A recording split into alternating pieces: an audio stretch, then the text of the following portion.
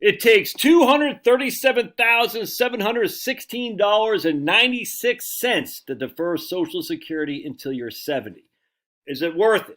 Is it worth it? I think unequivocally yes. And you're like, well, how'd you get the specifics on that? The penny. Well, we'll show you how I got to the penny, and we'll show you what I'm talking about. So I'm reading this white paper from my man Larry Kitlikoff and David Altig and Victor Yafin. Yay!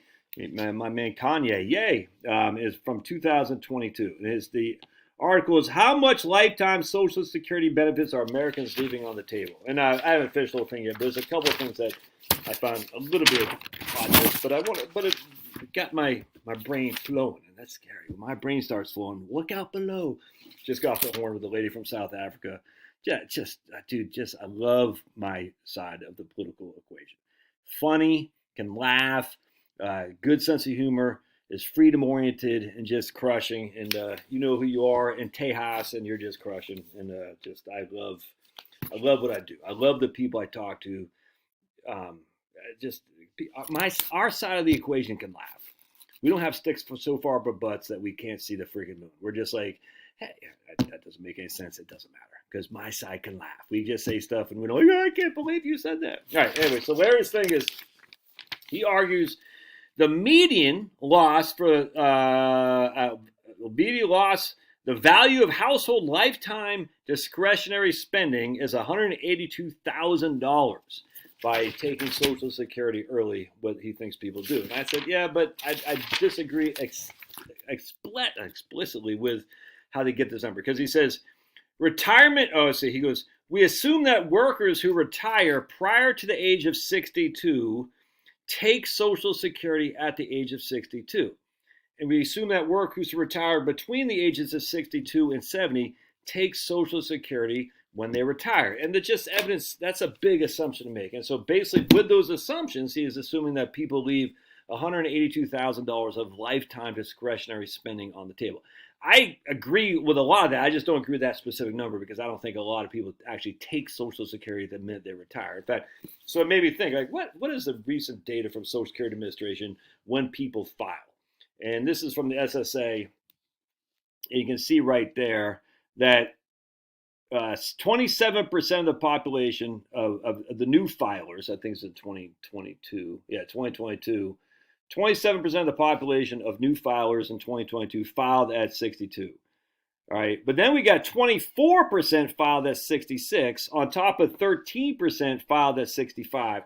So to say that the people who retired at 62 all en masse file at 62, and then to say the people who retired at 63 en masse filed at 63, it's just, you can't say that. So I just don't agree with that. But anyway, the point of this video is, I just want to show you something here. The guy who retires, the average benefit for the guy who takes Social Security at 62 is $1,287 a month.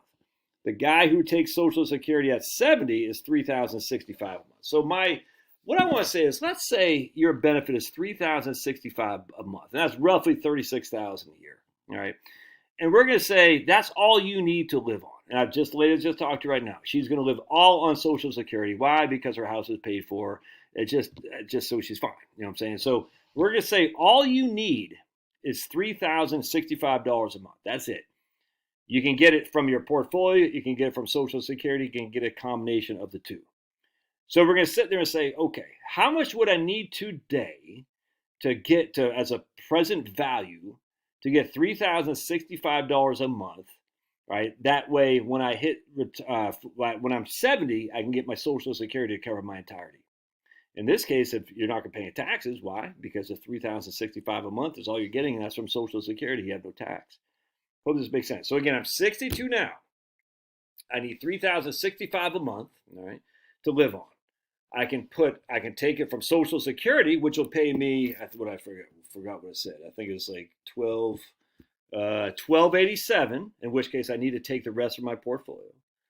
I can take it all from my portfolio and allow Social Security to continue to grow to $3,065. Obviously, the $3,065 won't be the same because you're going to get delayed earnings credits, but we're just going to use apples to apples in this case. So what I did is I said, okay, let's take $3,065 a month, right? $3,065 a month times 12.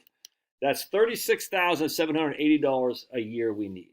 We need that from our portfolio, 36,780 a year from our portfolio, in which that way we can defer Social Security until we're 70. All right. Now, 62 to 70 is 8 years. So we take that, we hit 8 for N, number of years, N. Right? 36, I forgot what I said. 36, what do we say? 36, I can't remember. So it's 3,065 times 12. That's going to be our payment. All right. That's our payment. And we hit plus minus as our payment because we're pulling money out of our portfolio. We have no future value. And we're going to get 5% interest. And so our present value, the amount of money we need right now to generate essentially an 8-year annuity at 36,000, whatever it is, at $237,000. All right, so basically if we take our 3,065 times 12 times 8, that 270, whatever it is, $227,000 will generate $294,000 of income. And that way, when we hit 70, Social Security will be our sole source of income.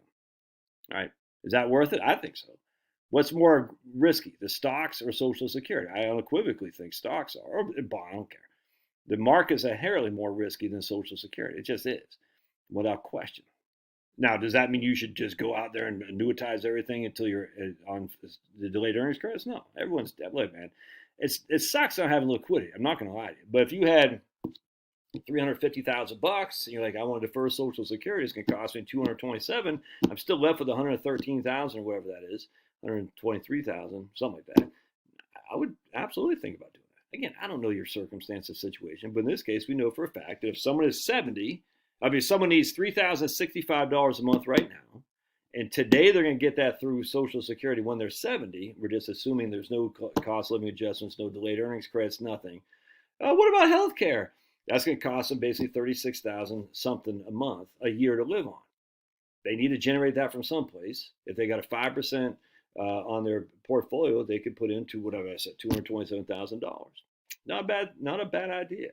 That way they defer 100% Social Security until they're 70 years old. Something to think about. Love your thoughts. God bless. Slam. Destroy that like button. Destroy that like button. All right. Just think, man, I am Mike Singletary. And there's freaking, who did Mike Singletary smoke? Joe Theismann or something like that? No, that was Lawrence Taylor.